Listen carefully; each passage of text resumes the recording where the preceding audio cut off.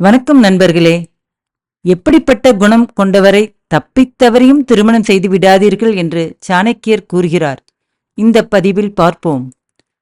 அனைவருக்கும் தெரியும், இந்தியாவில் சிறந்த அறிஞர்களில் ஆச்சாரியர் சாணக்கியரும் முக்கியமானவர். இன்றைய காலத்திலும் மக்கள் சாணக்கியர் கூறிய பொன்மொழிகளையும் கொள்கைகளையும் கடைபிடித்து வருகின்றனர். சாணக்கியரின் நீதியை பின்பற்றுபவர்கள் தங்கள் வாழ்க்கையில் ஒருபோதும் தோல்வி அடைய மாட்டார்கள். சாணக்கியர் இல்லறம் திருமணம் குறித்து சில விஷயங்களை விளக்கியுள்ளார். திருமணம் குறித்த அவரின் நீதியில் சில குணாதிசயங்களை கொண்ட நபரை திருமணம் செய்வது நல்லது, சில குணாதிசயங்களை கொண்ட நபரை மறந்தும் திருமணம் செய்து கொள்ளக்கூடாது என கூறுகிறார். திருமணம் குறித்த சாணக்கிய நீதியை பார்ப்போம். இல்லறத்தில் பொறுமையின் முக்கியத்துவத்தை உணர்த்தத்தான் திருவள்ளுவர் பொறையுடைமை என்னும் அதிகாரத்தை இல்லறவியலின் கீழே படைத்துள்ளார். பொறுமை என்ற மேன்மையான குணம் கொண்டவர் வாழ்வில் தோல்வியே அடைய முடியாது. ஒருவர் பொறுமையான நபரை திருமணம் செய்துவிட்டால் அவரின் விதியையே மாற்றக்கூடிய வாய்ப்புள்ளது. வாழ்க்கையில் பொறுமை மிகவும் அவசியம்.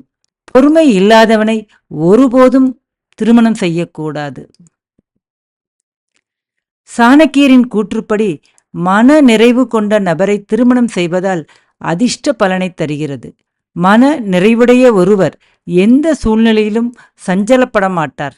தன் துணையுடன் மனதார மகிழ்ச்சியாக இருப்பார். இல்லறத்திலும் மன நிறைவு கொள்வார். திருப்தி அடையாத ஒருவரை திருமணம் செய்யவே கூடாது. சாணக்கியரின் கூற்றுப்படி எப்போதும் இனிமையான மற்றும் நேர்மறையான வார்த்தைகளையே பேச வேண்டும். இனிய வார்த்தைகளை பேசுபவரை திருமணம் செய்து கொள்பவரின் வாழ்க்கை இனிக்கும். அது விதியையே மாற்றும். இனிமையாக பேசக்கூடிய ஒருவர் வீட்டில் இருந்தால் அந்த வீட்டின் சூழ்நிலையே எப்போதும் மகிழ்ச்சியாக இருக்கும்.